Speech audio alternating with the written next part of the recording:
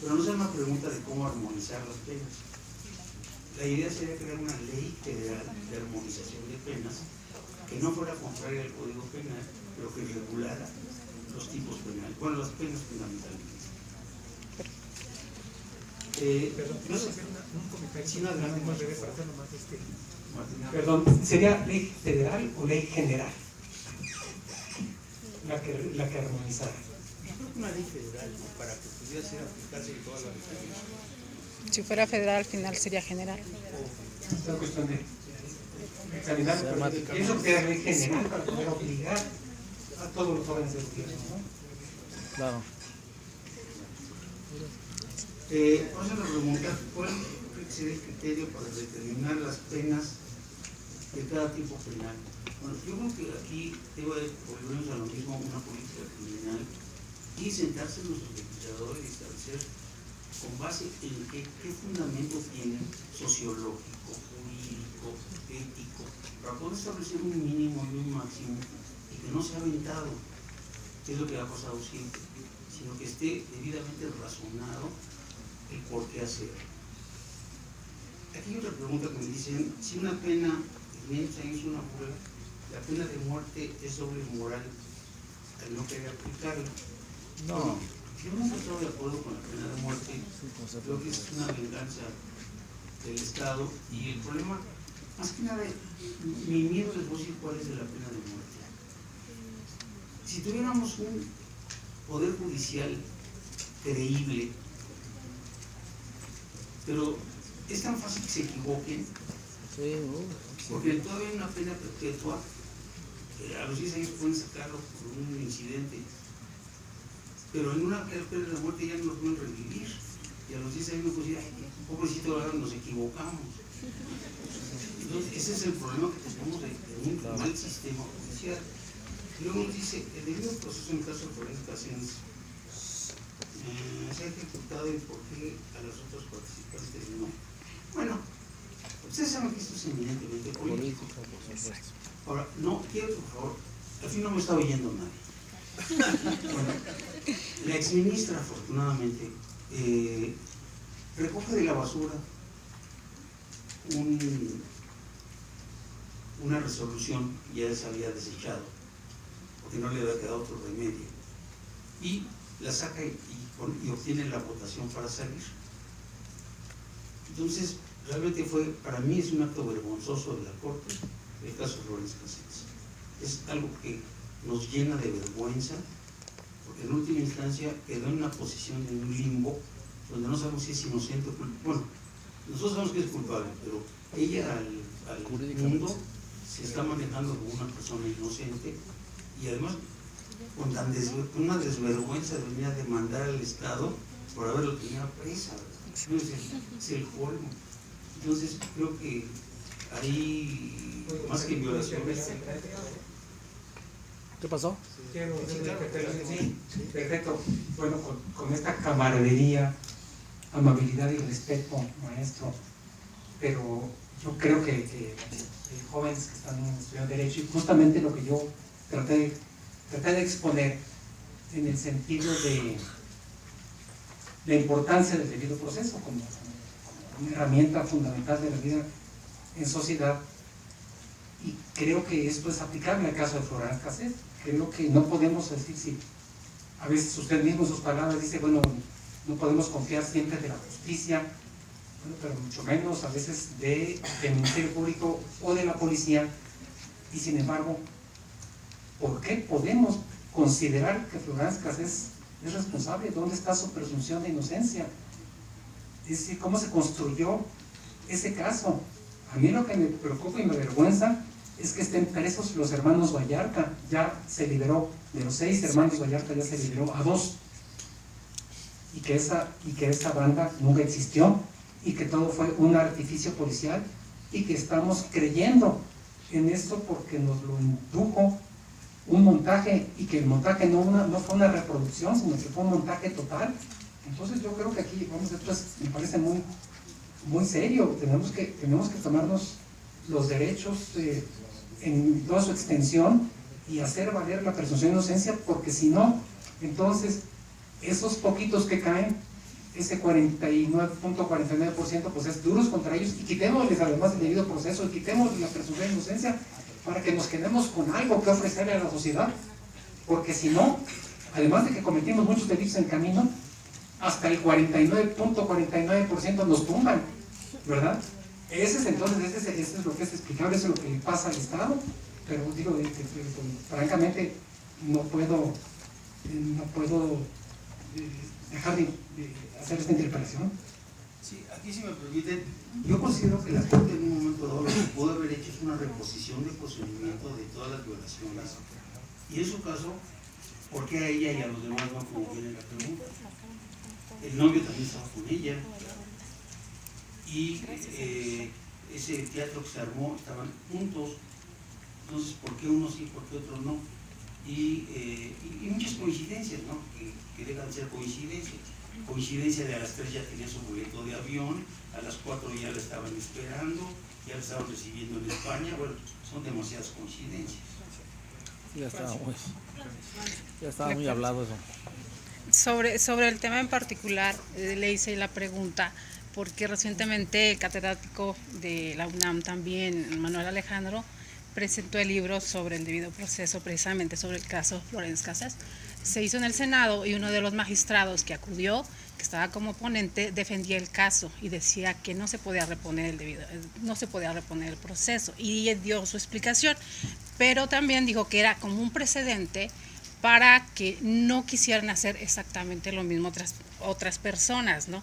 Entonces la pregunta concreta era, bueno, si el debido proceso se le aplicó a Florence Cassés y queda libre y no, según supuestamente no es politizado, entonces ¿por qué no se le aplica a las otras personas y siguen presas? Esa era por eso se lo cuestioné, No, claro. Se lo agradezco mucho. Estoy de acuerdo con usted.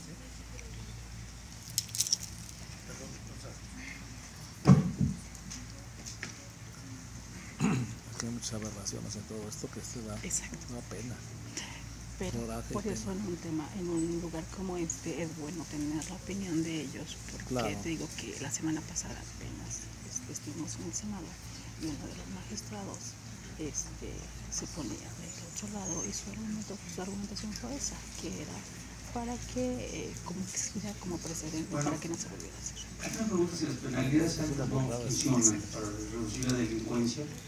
Bueno, es que el problema que nosotros tenemos, perdón, no lo traté yo anteriormente, es la prevención. Nosotros nunca tenemos prevención. Un Estado que no tiene prevención en ningún medio, de ninguna forma, tiene esos problemas. Entonces tenemos que tener prevención, tenemos que tener un buen sistema de justicia, tenemos que tener un buen sistema carcelario. Mientras esas tres cosas no existan, no va a funcionar nada. ¿Tú vienes defendiendo alguno de ellos? ¿A quién? ¿A los Vallarta tú? ¿O no, nada más por...? No, yo soy de... Mire, aquí dicen cuándo es la duración de una pena. Yo creo que no. Pues aquí vas a ver muchas aberraciones de lo que está pasando allá afuera y aquí. Para mí, en mi criterio, cuál debe ser. Pero como todo este material lo comparto yo creo que público, por eso me interesa. Yo creo que debe ser una pena justa y proporcional a la comisión del delito, como lo establece la Constitución, y especialmente que esta pena de alguna manera beneficie tanto al procesado como a la víctima. Hay veces en que una persona va a estar 50 años preso y le piden la reparación del daño. Es que va a reparar daño. O sea, no está dando ninguna posibilidad por una reparación. Entonces yo creo que sería en proporción de esto, pero no podemos nunca fijar, decir, lo máximo serían 10 o 20 o 30. Yo creo que en proporción de cada sujeto, cada... Es complicado, yo creo que sí, es muy difícil. Atención a que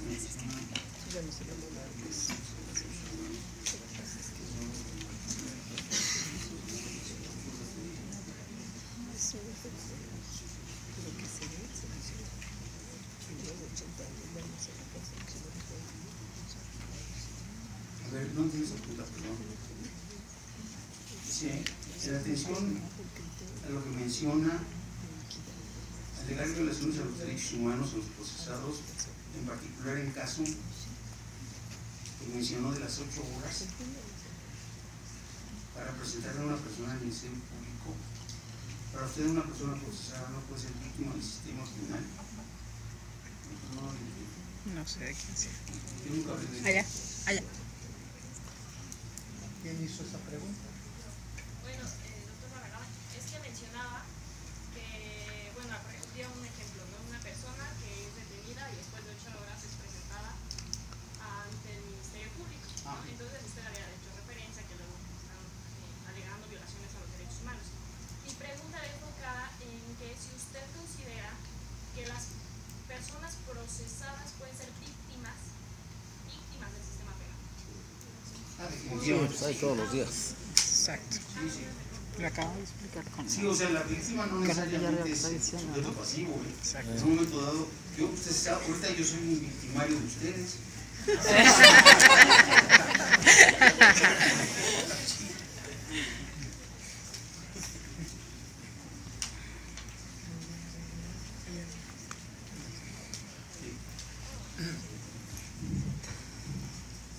Antes que el doctor dé respuesta a sus preguntas, una persona creo que está desubicada, le hace la pregunta a Jorge Islas. El doctor Jorge Islas no pudo venir por situaciones. Adversas. Diga el nombre para saber quién es que despierte. No, hasta eso es anónimo. Oh. Fue un chiste para despertar. Sin embargo, la pregunta es de interés, aunque no se trató el tema. Pregunta los medios alternativos para la solución de conflictos contemplados en el Código Penal Nacional disminuye la criminalidad. Bueno, tenemos que pensar que los mecanismos alternativos de solución en materia penal Es para decir disminuir la población. no disminuye. Al contrario, yo opino Claro. que se evita la penalidad, la sanción, con los medios alternativos. ¿Por qué razón? Porque mediante un acuerdo reparatorio ya no hay sanción. Mediante la suspensión condicional del proceso, lo que se evita es la sanción. Entonces, la utilidad de los mecanismos alternativos de solución sí es resolver los conflictos, pero se evita realizar un largo proceso ordinario. Eso es los mecanismos alternativos. No teníamos estos aspectos en medio.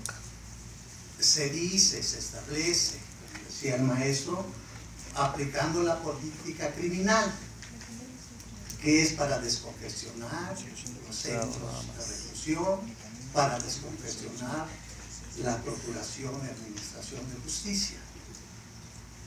Entonces, es un auxiliar para la impartición de justicia. Gracias. Por favor. Gracias.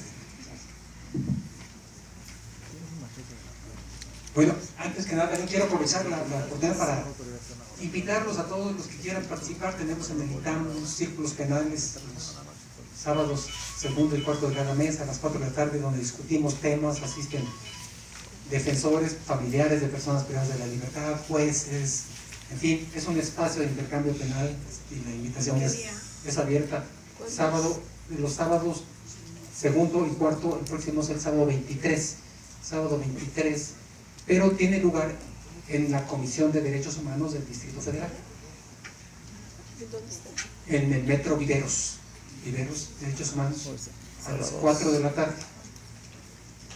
Ahí me acordé ahorita porque justamente vamos a pensar en la próxima sesión el tema de una de las preguntas que tiene que ver con la privatización de las cárceles, y van a estar presentes los compañeros que acaban de estar en Washington, que presentaron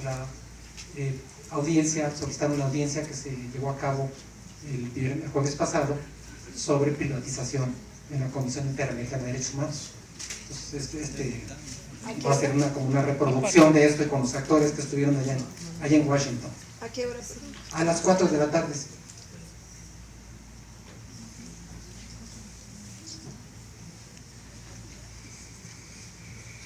Bien, Varias preguntas tienen que ver con el tema, con los aspectos de ejecución penal. Dice, al considerar inconstitucional el estudio criminológico que se practica, ¿qué sucederá en relación con la incidencia delictiva? Bueno, es que justamente el estudio criminológico de personalidad va con la idea del sistema que hemos abandonado de la readaptación social. Ya no se trata de curar, de tratar a la persona, sino de sancionarla justa y dignamente. Pero suponiendo que el sistema efectivamente curara, por así decirlo, si homologásemos, como lo hacía el sistema de la readaptación, a la persona privada de la libertad con un enfermo, bueno, estamos finalmente trabajando solamente de nueva cuenta con ese 0.49% de la población.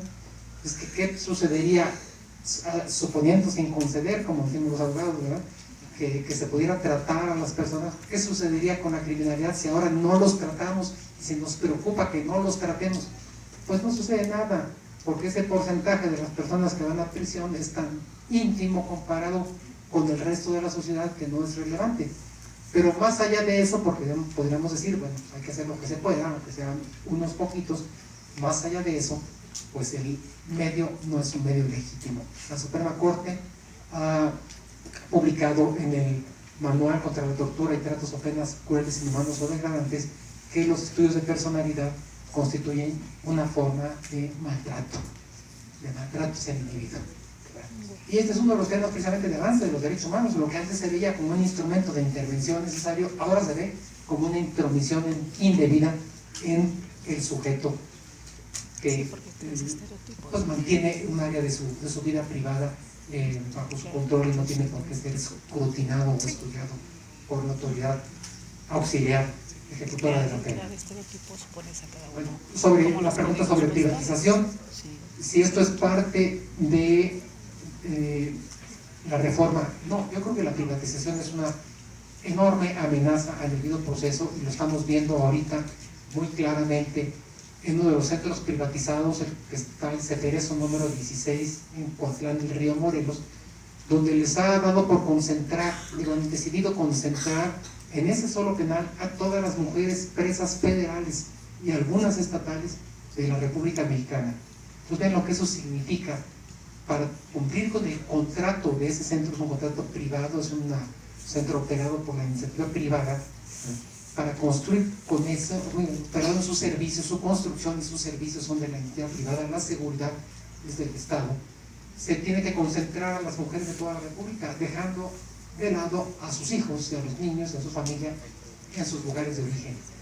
Vamos, eso es totalmente inhumano, insensato, y se está produciendo así, y es una consecuencia de la privatización, además de que se violan derechos humanos ahí porque hacen los edificios tan grandes para tener contratos lucrativos que es casi imposible recorrerlos a pie, entonces necesitan vehículos para moverse dentro, no tienen vehículos, no tienen personal para trasladar a las internas, entonces las mantienen encerradas todo el día porque no hay quien las mueva.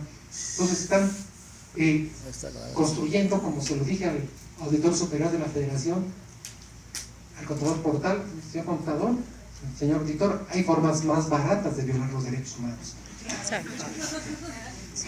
Es una barbaridad, es un crimen de Estado, y además dejan de invertir esos dineros que se requerirían pues en salud, educación, vivienda, en otros sentidos. Queremos prisiones dignas, pero no esos monstruos carísimos que tarde o temprano, aunque ahorita los pague, aunque ahorita los financie una empresa privada, tarde o temprano las anualidades salen del presupuesto de egresos de la Federación. Entonces eso es verdaderamente patético, ¿no? Por eso vale la pena, si no pueden asistir a este círculo penal, sí, en la página de la Comisión Interamericana de Derechos Humanos, ahí está la audiencia del Día de Comparación México el pasado jueves 7 de abril. Pueden ver la audiencia. Bueno, dice, si se garantizan los ejes rectores del sistema penitenciario, ¿se pueden prevenir delitos? Bueno, yo creo que aquí esto es parte del cambio de mirada al sistema de ejecución penal. Es decir, si se garantiza la educación, entiendo por ejes rectores que esto de ejes rectores corresponde más bien al sistema de readaptación, o sea, sería con educación, trabajo, bla, bla, bla, va a cambiar la persona. No, no nos interesa ahora que cambie la persona. Él sabrá si cambia, ¿no? Nos interesa que tenga un comportamiento adecuado en reclusión, en interno, y que la autoridad también tenga un comportamiento adecuado. Entonces no nos interesa si va a haber, son adultos responsables, si va a haber más delitos después o no. Esperamos, todos quisiéramos que no hubiera más delitos, ¿verdad? Pero lo que nos interesa en derecho de ejecución son los derechos y obligaciones en reclusión. Lo que nos interesa es condiciones de legalidad, una prisión con ley. Ese es el objetivo, porque el Estado no puede cambiarle el chip a nadie, aunque quisiera, no se lo va a cambiar. Pero lo que sí puede hacer el Estado es garantizar una prisión con ley, algo tan sencillo, tan simple como eso, donde exista legalidad, donde la pena se aplique sin privilegios para unos y sin abusos para otros, o sea, puro sentido común. Eso seguramente de manera indirecta contribuirá a que exista menos incidencia, pero eso ya no le toca al director de penal. Al director de penal le toca lo que está, el aquí y el ahora de la prisión. Ni el ayer ya se juzgó, ni el mañana que todavía no pasa, el hoy nada más. ¿Usted cree que la implementación del nuevo sistema de saber está destinada al fracaso? No, yo creo que no, pero que sí será un proceso de aprendizaje muy fuerte. Quizás nos lleve algunos años realmente interiorizarnos en el nuevo sistema. Es, por muy complejo que sea toda la instalación, los nuevos juzgados y demás, lo más difícil es la mentalidad. O sea, es más fácil, aunque parezca simple, es más fácil construir un edificio nuevo que lograr que un defensor o que un agente del Ministerio Público no lean durante la audiencia de ejecución penal, durante la audiencia de un juicio oral. O sea, ahí está puesto, ¿no? O sea, podemos gastar millones de pesos, porque al fin y al cabo una decisión y gástense los millones, ¿verdad? Pero hay que no lea el MP durante, pues no se trata de juicios orales, no es oralizar lo escrito, es otra dinámica, es otra historia. O sea, yo creo que con eso se pone de manifiesto el reto, el tamaño del reto que tenemos.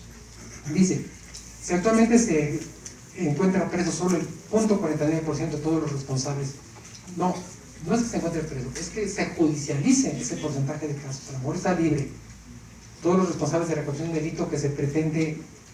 ¿Qué pasará cuando se castigue a mayor porcentaje si las cárceles tienen ya un problema de sobrepoblación? Bueno, tiene razón, sería ahorita el sistema trabaja con tan poco que esta impunidad le viene a favorecer, digamos, ¿no?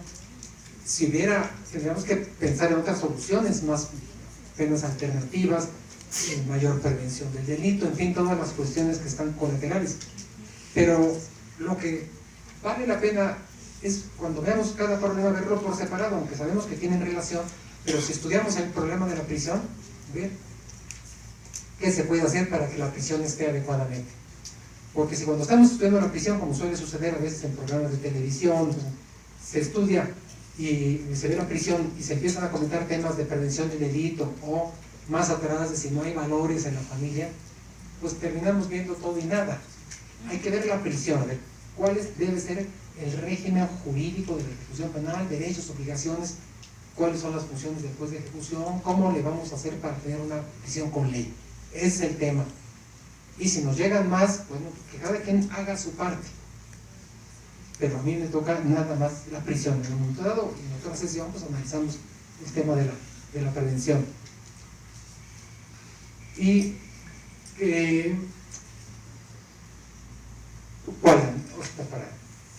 ¿cuál es el fin de la pena? Dependiendo de su respuesta, ¿existen medios menos onerosos para alcanzar tales fines? Gracias y gracias por el correo que me mandan, me lo llevo para ampliarles sus respuestas cuando sea el caso. Pero yo les diré esto: el fin de la pena es el fin del derecho penal. La pena va a remolque, por así decirlo, del derecho penal. La prisión no tiene un fin propio, como se le quiso dar, de corregir, de hacer que la persona cambie, etc. No, el fin de la pena es cumplir con las resoluciones del derecho penal. Entonces la pregunta debe ser, ¿cuáles son los fines del derecho penal? Y aquí quien creo que ofrece una respuesta muy satisfactoria es precisamente Ferrayoli, cuando dice que son dos fines. proteger a la sociedad del delito, que es el fin que todos conocemos, pero otro fin en el que Ferrayoli pone el énfasis es proteger al individuo de la venganza pública o privada. Entonces ahí estamos con la pena, estamos protegiendo al sujeto de los linchamientos, protegiéndolo de los abusos del poder, estamos señalando un límite a la intervención del poder del Estado, estamos poniéndole un freno al carro del poder. Entonces ese es el fin de la pena, y el sistema penitenciario pues tiene que cumplir. ¿Qué es lo que hace el sistema penitenciario? Cumple resoluciones judiciales, resoluciones de prisión preventiva o resoluciones de prisión definitiva, pero es cumplir con eso en condiciones de vida digna, punto. Si le preguntaron a un director, ¿usted qué hace con sus internos?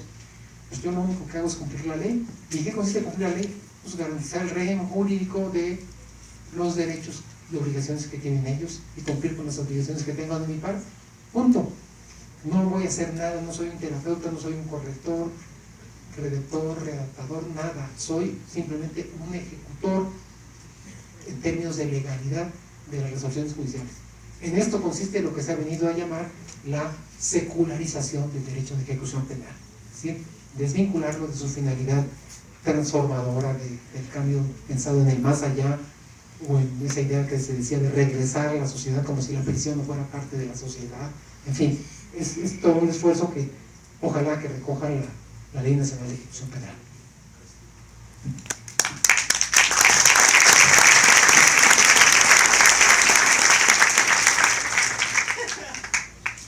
Una última pregunta que se dirigió a quien corresponde. Postdata te amo. Postdata te amo. Bueno.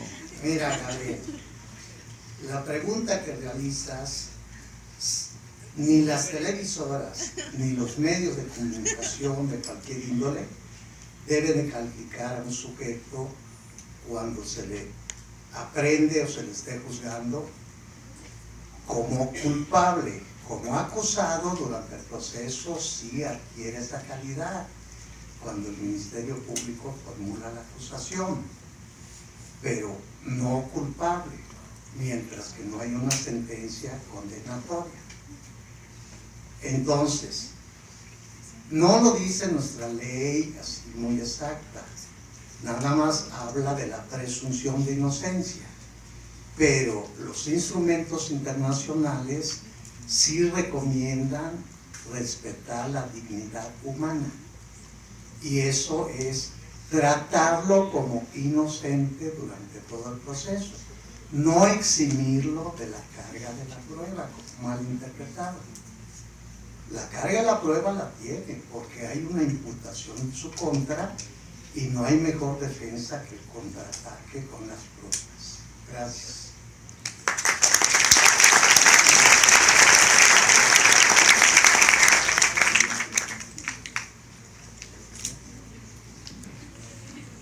Estimados ponentes, el INACIPE agradece su intervención en nombre de nuestra Casa de Estudios.